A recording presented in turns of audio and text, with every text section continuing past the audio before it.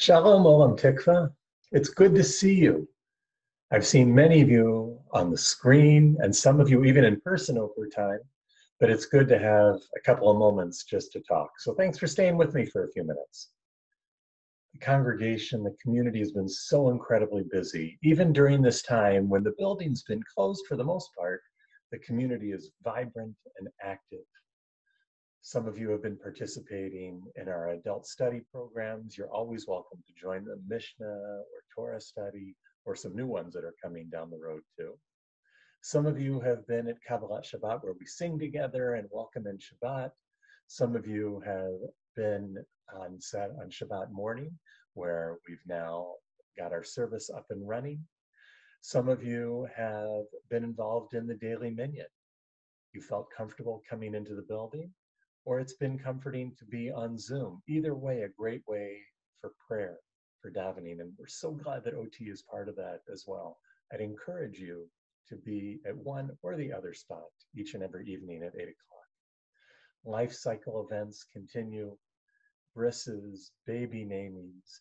We have B'nai Mitzvah coming soon, and also the other side, that we've had several deaths within our community family over time.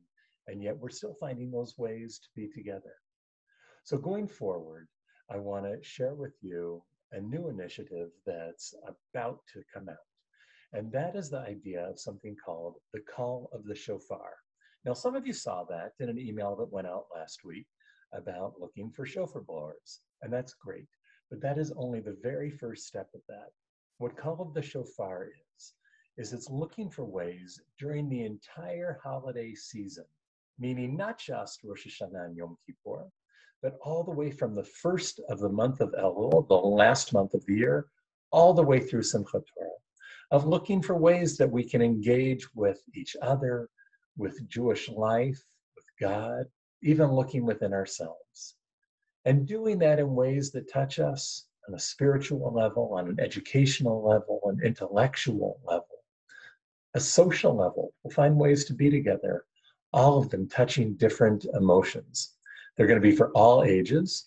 And so I promise you that one or two or maybe 10 of them are going to be for you as well.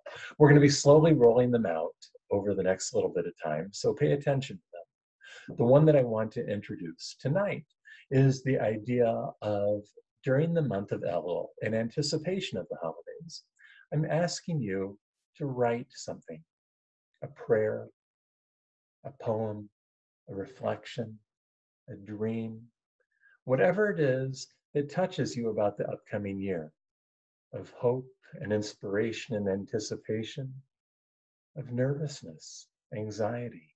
They're both located within it. There's Rosh Hashanah, the possibility of the world, and there's also Yom Kippur, a day of deep reflection of where we've been and trying to lay out a path for where we're going. And we feel that on a communal level, and we feel that personally as well. So I want to encourage you to take a chance to write something that could be shared with the community. And we're going to put these two together. So each day during the month of Elul, there'll be one member of our community giving us the blast of the shofar, and another member of the community who will be sharing that prayer or reflection or poem or dream, whatever it may be. And so we'll all be in this together. There are instructions as to how you can submit each one of those.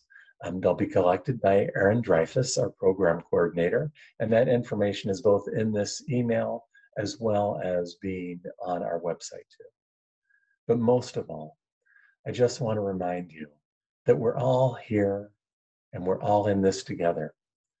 Whether it's a conversation with me, whether it's a conversation with other members in the community, whether it's praying together, whether it's studying together, whether it's just being together, that OT is far more than that building on 3800 Glenbrook Road.